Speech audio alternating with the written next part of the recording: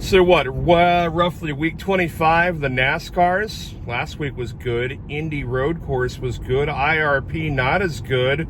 We come 3-1 out of the weekend on our way to 28-15 since the All-Star break. Rob CWV here for the FTA guys and the college kids talking NASCAR this week as we're headed out to rural New York, Watkins, Glen, Long Pond, the long high-speed road course, way different than the one in Indy, but a lot of the same faces will still be involved. Got better last week.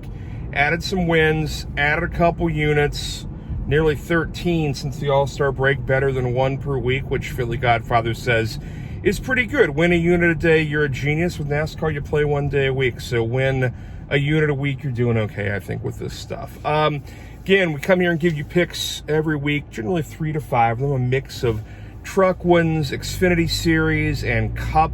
3-0 in Cup last week with some plus money in there. Missed on our Truck Series matchup with Ben Rhodes on Friday night out at IRP, losing to Nick Sanchez, who was really, really fast. And I've been short him all year, and it's going to catch me eventually, and it certainly did this week. What do we got going on this week? It's Watkins Glen, like we said, the higher speed road course, one of the traditional road courses NASCAR has been running for essentially the last 40 years, along with one in California that's always been Sonoma or Riverside, and this certainly is the East Coast version of that. Look at the race this week, a lot of the same favorites, a lot of difficult pricing. Chase Elliott, the favorite, opened 500 down to 350 now, pretty much across the board in Cup. After him, some faces you would expect. You've seen Reddick and Truex in the 800 area. Larson there, 500 or 600. There's not any value on the outrights. There's really no early value in the outrights we're seeing based on any of the nerd models guys have out there, or just what I like to do by feel. If you put a gun to my face, tiny bit of Reddick at 10-1, that's out there. If you have Superbook, tiny bit of Christopher Bell at 1400 straight up. I think Barstool had that last night. It's midweek, it's Wednesday right now, but there's not a lot of value in those. Even the guys with big numbers, not a lot of value we're seeing out there. So we're going to go short some guys.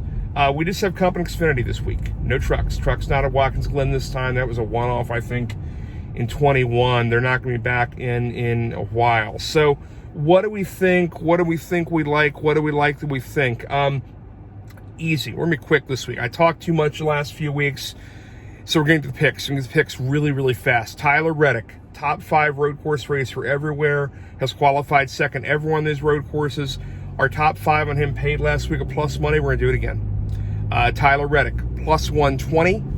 Out there, a few different places. I think Superbook and Typico, but there's some 120 out there on him and Truex. I like both, but I like Reddick better. I like the case he's got to make. It's important for him to win, and a win for him is protected to his teammate Bubba Wallace in terms of getting him into the playoffs. Bubba becomes almost an automatic, even without a win, if his teammate Reddick keeps another non-winner from winning this week. You know the process.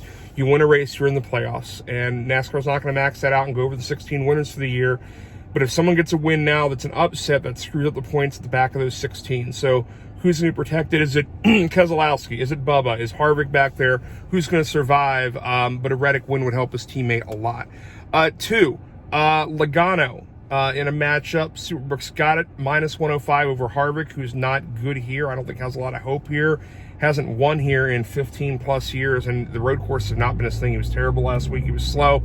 Logano's got some recent wins here. I was, a second or third last year? It's a much safer bet.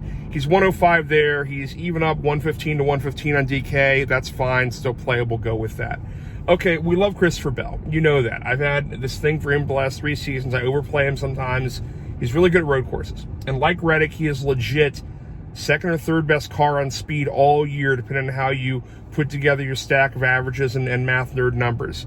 I'm not saying Bell's going to win one, but he's going to qualify well. I think he and Reddick both, again, if you buy him outright, I think they're going to improve in qualifying and get more expensive. We mentioned Bell 1,400, just a kiss of that to win. But what I do feel like I really like with Bell, and again, we rarely give you big plus money plays here. We give you a lot of stuff near even. We're going to go big time. Bell plus money here. Top 5, there's a plus 220 out there, which equates to essentially a 15-1 outright. Bell, top 5, plus 220, plus 200's fine. Heck, plus 180 might be fine by the time we're done with this. But Bell's a guy who's been really, really good here in both Cup and Xfinity. The looks he's had at this one, and right now, he's really good. I think he's obviously in these playoffs already. He's out there just having fun this week. I think that's a really good play. Finally, Xfinity. I want to see more matchups. There's only been a couple matchups come out at a few places. Not a lot of choices yet. I want to see some more. But the one I have seen that I like, I think it's a DK and maybe Superbook, is Sammy Smith. Minus 120 over Parker Kligerman. Kligerman's considered this great road racer. Sammy's in a much, much faster car. Finished third here, the first time he'd ever seen the track last year. That's amazing. And that was up there with the guys who in that Xfinity race, the big-time pros, had dropped down. This year, Kyle Busch has come over to run the Xfinity. We're not touching any outrights in Xfinity. It's going to be one of these 3 pro guys at the front. And by that, I mean the big Cup drop-downs are Kyle Busch, Ty Gibbs, who was good last week, and maybe more important, Alex Bowman, who really needs to learn the track for Sunday and get better. So Sammy Smith in a matchup, pretty much a matchup over anybody in that part of the field. There aren't a lot of matchups out there yet, but if you can get Sammy Smith minus 110, minus 120 against someone in his range in the field, Barry, probably not Hill, but like Barry, Nemechek, any of those guys out there around 20, 25 to 1, I feel really good about that. And Sprinkle, not official pick, Sprinkle, Sammy Smith top 5 if you can get it at 375 or 400. I've seen 375. The numbers are screaming at me that we'll get a 400 by post time. So go get that 400. Go get that 375. Let's get some wins. 3-1 last week, 28-15. That's 65% picks good on the season for us. Plus 13 or so units. Plus 29% ROI just for sitting here, listen to me, writing down some NASCAR picks, and going to your legal book or vendor and placing them. I'm Rob CWV. Thanks to Philly Godfather and his gang, the FTA guys, the college kids, the whole family. Thank you for having me on. Pay attention to those guys. We're not listening to me. Let's go win on some NASCAR.